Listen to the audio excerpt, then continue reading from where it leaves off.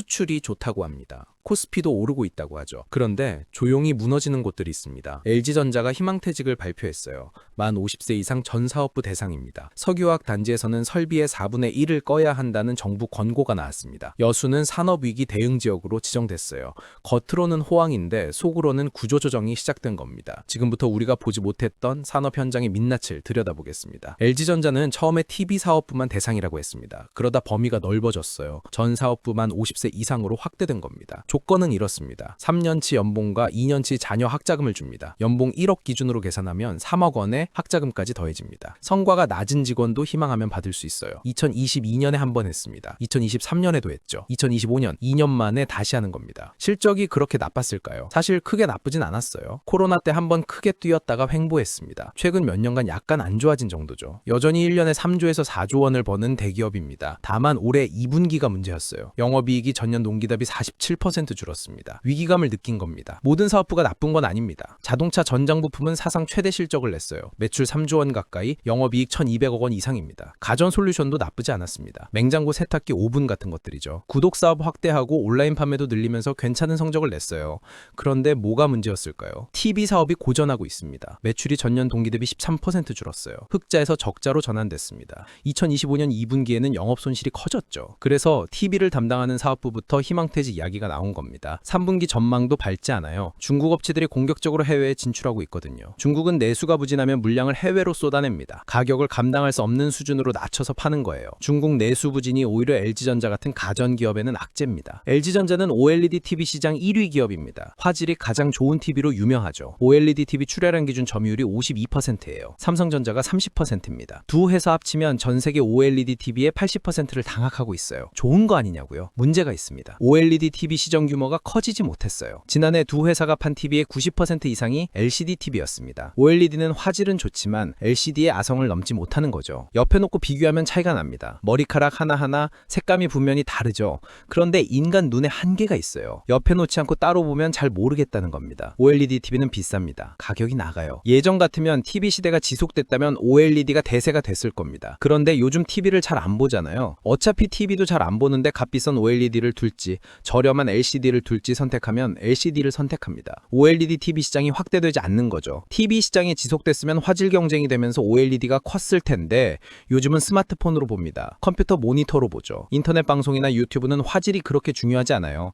옛날에 KBS, MBC 다큐멘터리 보고 영화 볼 때는 화질이 중요했습니다. 지금은 아니에요. TV 시장이 어려워진 겁니다. 더구나 LCD 패널은 국내 생산이 사실상 중단됐어요. 이제 안 만듭니다. 디스플레이 업체들이 돈이 안 되거든요. 중국 업체들이 너무 치킨 게임을 하니까 대부분 문을 닫았습니다. 거의 전량 중국산에 의존하고 있어요. LG전자는 중국 디스플레이 업체 BOE로부터 LCD 패널을 사들여 TV를 생산합니다. 삼성도 마찬가지죠. 중국 기업들이 당연히 패널 가격 책정에서 우위를 점할 수밖에 없습니다.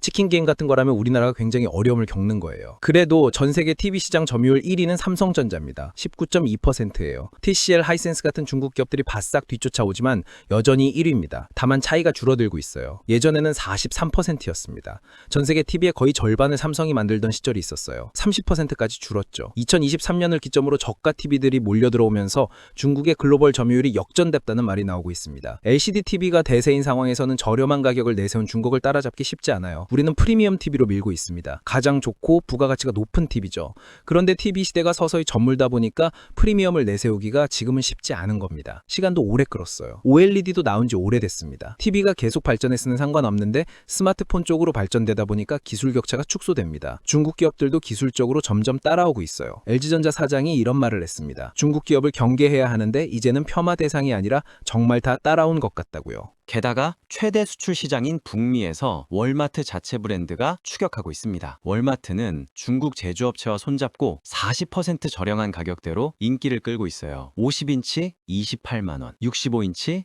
42만 원입니다. 미국 시장 기준이에요. 성능은 그냥 모니터 수준이겠지만 요즘 TV 모니터면 된다고 생각하는 사람들이 많습니다. 북미 시장만 보면 현재 점유율 13%, 삼성 뒤를 쫓는 2위까지 월마트가 올라갔어요. 월마트는 비지오라는 미국 기업을 23억 달러에 인수했습니다. 중국 생산 공장을 가진 기업이에요. 대량으로 찍어서 가격 경쟁을 하는 거죠. 독점으로 판매하겠다고 했습니다. 스마트 TV에 원클릭 월마트 접속 버튼을 만들었어요. 누르면 바로 월마트가 켜지면서 주문이 가능합니다. 광고 보면 가격도 깎아줘요. 거의 자기들 전용 플랫폼처럼 TV를 만든 겁니다. 월마트는 소비자가 TV 보다가 누르면 바로 배송되는 구조를 만들었어요. 미국에서 점유율 2위까지 올라간 상황입니다. 우리나라 업체들도 경쟁해야겠죠. LG전자는 운영체제로 돌파구를 찾겠다고 합니다. 스마트 TV 운영체제요. 2027년까지 1조 원을 투자해서 미디어 플랫폼 기업이 되겠다는 겁니다. 삼성도 마찬가지인데 삼성은 스마트폰 갤럭시와 연동하죠. 두 회사 모두 각종 전기 제품이 많습니다. 오븐, 냉장고, 세탁기 다 있잖아요. 그 모든 제품을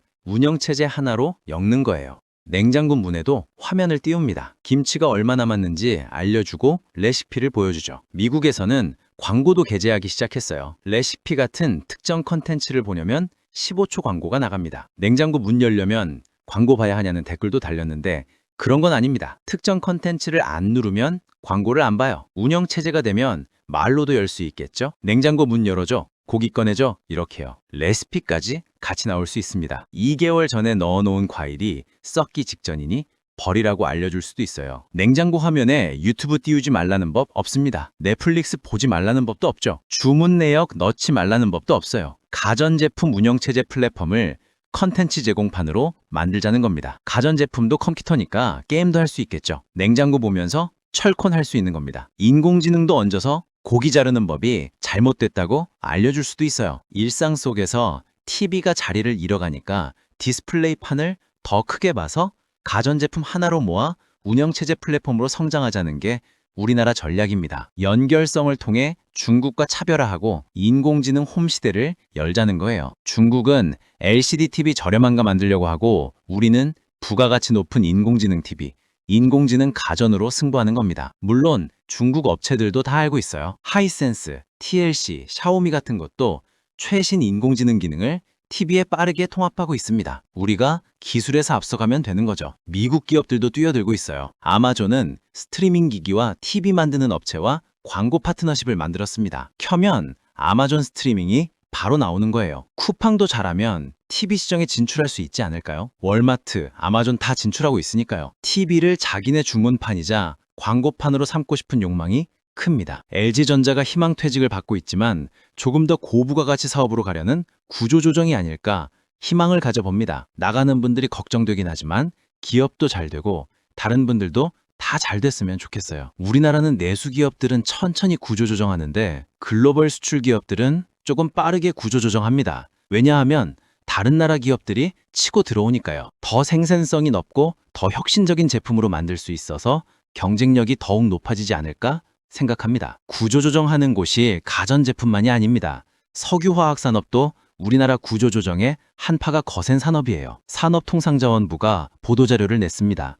석유화학 위기, 민간이 합심할 필요가 있다고요. 최근 1년간 실적 악화가 눈물이 앞을 가립니다. 수출 증가율이 쭉 내려가면서 엄청난 억자를 찍고 있어요. 우리나라 수출이 굉장히 좋잖아요. 반도체도 좋고 자동차도 좋고 선박도 좋습니다. 조금 안 좋은 게 철강, 그리고 석유화학인데 석유화학이 더 안 좋아요. 10대 수출 품목 중에서 가장 부진합니다. 정부 발표 내용을 보면 이렇습니다. 국내 생산 능력 확대에도 불구하고 가동률이 저하되면서 수출 물량이 감소됐다고요. 우리가 이걸 보면서 생각하죠. 요즘 석유화학 다 안 좋다는데 이 상황에서 생산 능력을 확대했다고요. 안타깝게 그게 얼마 전까지 사실이었습니다. 중국의 에틸렌 생산 능력이 급증했어요. 한국도 생산 능력을 늘렸습니다. 최근 몇 년간은 설비 확대가 멈추긴 했지만 얼마 전까지 쭉 늘어났죠. 중국의 증설이 미쳤다는 걸 눈치챘습니다. 게다가 중동까지 대규모 석유화학 시설을 만들고 있어요. 장치 사업이잖아요.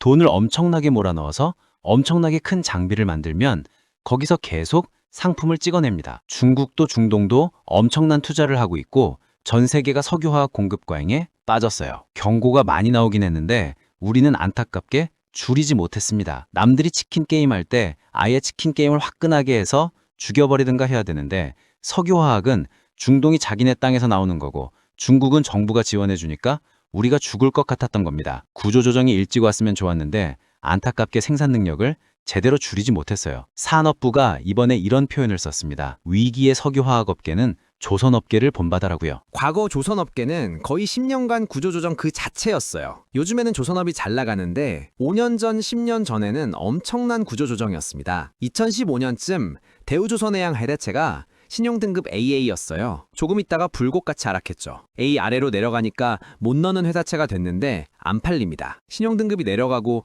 위험하다고 하면 아무도 안 사요. 유동성이 없는 거죠. 구조조정이 거의 7년, 8년 이상 갔습니다. 2025년, 지금은 조선업의 시대가 왔죠. 산업부 얘기는 지금 석유화학이 위기를 맞고 있지만 조선업처럼 구조조정을 하면 또 좋은 날이 오지 않겠냐는 겁니다. 2018년 기사를 보면 이렇습니다. 20조 원을 쏟아붓고도 끝나지 않는 조선업 구조조정이라고요. 해양 플랜트 사업에 뛰어들었다가 하나당 1조씩 손실났죠. 중국 조선업체 치킨게임에 가격도 낮추고 산업은행이 고생을 많이 했습니다. 2000년에서 2011년까지 정말 호황이었어요. 중국이 부상하고 세계 물동량이 늘어나고 석유 가격 올라가니까 석유 플랜트 막 수주했습니다. 석유 가격 떨어지면서 아무도 안 사갔어요. 선수금만 내고 안 받아간 경우도 있었습니다. 금융위기 터지면서 배가 안 팔렸죠. 플랜트도 안 받아갔고요. 수출액이 70% 마이너스를 찍으면서 2020년까지 거의 10년의 구조조정을 했습니다. 지금은 조선업의 시대가 온 거예요. 하나오션 주가를 보면 요즘 조선업 그러면 말이 필요 없죠. 정부는 최근에 뭐라고 얘기하고 있을까요? 석유화학 업계는 생산 능력의 4분의 1을 감축하러 갑니다. 주요 10개사가 십시일반으로 자율적 감축하라는 거예요. 25% 감축이니까 구조조정을 하라는 말과 똑같습니다. 여수, 대산, 울산 3대 석유화학 단지 업체들이 십시일반 구조조정을 해야 하는 거죠. 가장 대표적인 게 여천 NCC입니다. 최근 손실 규모가 너무 커요. 3천억, 2천억, 4천억 손실이 계속 나고 있습니다. 적자와 재무구조 악화로 부도 위기에 직면했어요. 1999년에 대림과 하나솔루션이 대주주로 만들었습니다. 매출 6조 원 대기업이에요. 얼마 전까지 거의 디폴트 위기였죠. 국내 3위 에틸렌 생산업체인데 부도 날 뻔했습니다. 대주주 자금 지원이 마지막에 되면서 가까스로 부도를 면했어요. 하지만 적자가 지속됩니다. 올해 3월에도 2천억 원을 수혈받았지만 반년도 안 돼 소진됐어요. 계속 적자가 쌓이면서 자본을 깎아먹고 있는 겁니다. 여천 NCC뿐만이 아니라 석유화학 대기업들 올 상반기 실적을 보면 롯데케미칼은 마이너스 3,700억을 찍었습니다. LG화학 석유화학 부문도 적자, 하나솔루션 케미칼 부분도 적자예요. 대부분 대규모 적자를 찍었는데 문제는 업황상 단기간 실적 반등이 쉽지 않아 보인다는 겁니다. 레포트들을 보면 2028년을 얘기하는 곳도 있고 2029년을 얘기하는 곳도 있어요. 반도체도 치킨 게임 한 번 하고 공급량이 늘어나면 2, 3년 어려움을 겪잖아요. 석유화학도 향후 2, 3년은 굉장히 어려울 수 있을 것 같은데 버틸 수 있겠냐는 겁니다. 한 컨설팅 업체는 3년 뒤 대한민국 석유화학 업계 중 50%가 없어질 것이라는 상당히 암울한 레포트를 냈습니다. 현재 불황이 지속되면 3년 뒤에는 기업의 50%만 살아남는다는 거예요. 10개사가 넘고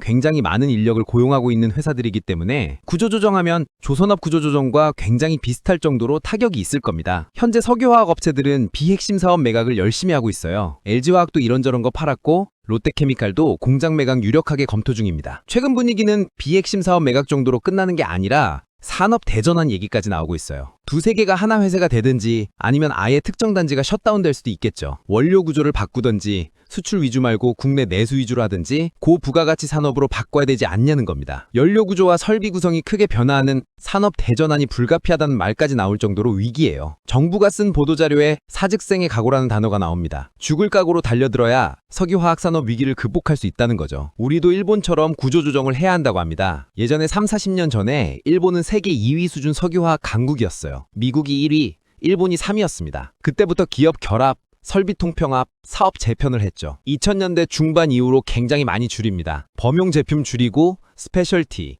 더 고부가가치 산업으로 사업을 재편했어요. 범용을 구조조정해서 지금 살아남은 겁니다. 우리도 과거 유럽이나 일본이 했던 구조조정을 하자는 게 정부 의견이에요. 서유럽도 줄어들고 일본도 설비를 줄일 때 우리나라는 설비를 같이 늘렸습니다. 중국, 중동, 대한민국이 서로 머리를 부딪혀서 상대방을 깨면 되는데 쟤네가 너무 강하게 하니까 지금 우리가 어려움을 겪는 거죠. 결론적으로 우리도 과거 다른 나라들이 했던 정부 주도 석유화학 산업 구조조정이 시작됐습니다. 조선업처럼 글로벌 공급 과잉이 예고됐음에도 국내 석유화학 업계는 과거 호황에 취해 설비를 증설했고 고부가 전환까지도 실기하면서 지금 큰 어려움에 직면했다는 게 정부 발표 자료입니다. 위기 극복의 답은 분명합니다. 과잉 설비를 줄이고 근본적 경쟁력을 제고하고 고부가가치 산업으로 전환하겠다는 거예요. 여수시가 이미 5월부터 산업위기 선제대응 지역으로 지정됐습니다. 사실상 재난이에요. 산업 재난입니다. 여수시가 대표적인 우리나라 석유화학 단지인데 여기가 최소 25%, 3분의 1 정도가 구조조정에 들어간다는 말이니까요. 산업위기 선제대응 지역으로 지정됐으니 위기를 잘 극복하지 않을까 생각됩니다. 전남도의회는 여수 국가산단 위기 대응을 위해 특별위원회도 구성했어요. 석유화학, 철강산업,